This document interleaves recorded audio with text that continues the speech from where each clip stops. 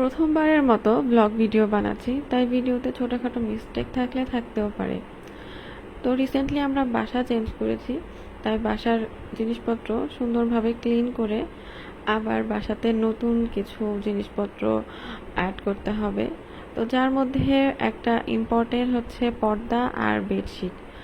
তো আমি বাসার থাই গ্লাসটা ক্লিন করার পরে আমার বাসার পাশেই একটা মার্কেটে চলে আসি।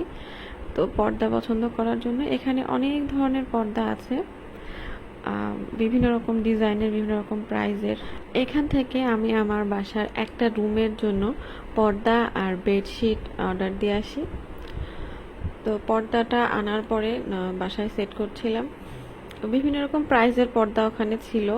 তো যেখানে 180 টাকা থেকে শুরু করে 1500 টাকা করে পিস এমন প্রাইজের পর্দাও ছিল, কিন্তু আমার বাজেট ছিল একটু কম, যার জন্য একেবারে বেশি কমও না, আবার খুব বেশি হাই বাজেটও ছিল না। দুইটা জানালার জন্য আমি মোট 5 পিস পর্দা নিয়েছি, আর প্রতি পিস পর্দা আমার কাছে 350 টাকা করে রেখেছে।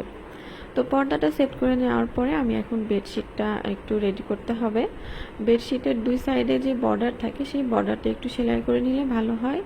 তো আমি এখন দুই সাইডের বর্ডারগুলো সেলাই করে নিব। বাসায় মেশিন থাকার কারণে আমার এই কাজগুলো অনেক করতে অসুবিধা হয় না। আর এই হচ্ছে আমার পর্দাটা বিছানোর পরে ভালোই লাগছিল। আর আমি চেষ্টা করেছি পর্দার সঙ্গে বেডশিটের একটু মিল রাখার। তো রুমে পর্দার সঙ্গে বেডশিট মানে ম্যাচ করে সেট করলে দেখতে ভালো লাগে। তো এই হচ্ছে আমার 2 রুমের পর্দা।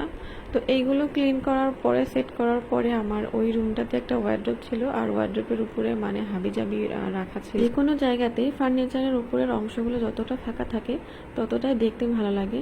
তো আজকে আমি মেইনলি ডেকোরেশন করছি না, আমার ওয়ার্ড্রোবের উপরের অংশটাকে জাস্ট ফাঁকা করে রাখার চেষ্টা করছি। তো এখানে আমি ছোটো একটা বাস্কেট রাখলাম, আর এখানে 2টা মোবাইল স্ট্যান্ড রেখেছি, আর এর পাশে রাখবো একটা ছোট্ট গাছটাও মেনলি ডেকোরেশন করা না, নর্মালি মানি প্ল্যান্টের কয়েকটা স্টিক কেটে একটা পানির মধ্যে রেখে দিয়েছি শেকড় বের হওয়ার জন্য।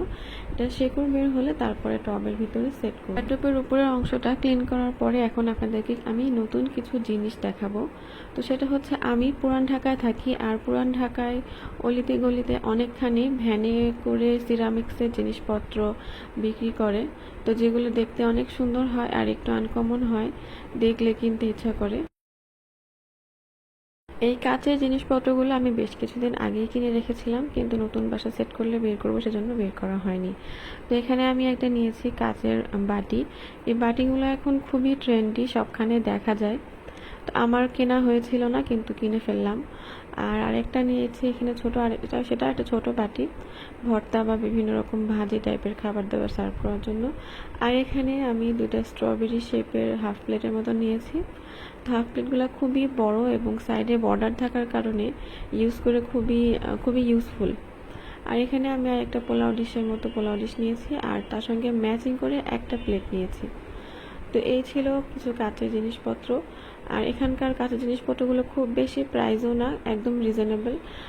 তো 100 থেকে 150 টাকার মধ্যে সবকিছু পাওয়া যায়। তো এই ছিল আমার আজকের বানানো প্রথম ভিডিও। আমার ভিডিওটা ভালো লাগলে অবশ্যই লাইক দিয়ে যাবেন, আর আপনাদের সঙ্গে দেখা হবে নেক্সট কোনো ভিডিওতে। সেই পর্যন্ত সবাই ভালো থাকবেন, সুস্থ থাকবেন। আল্লাহ হাফেজ।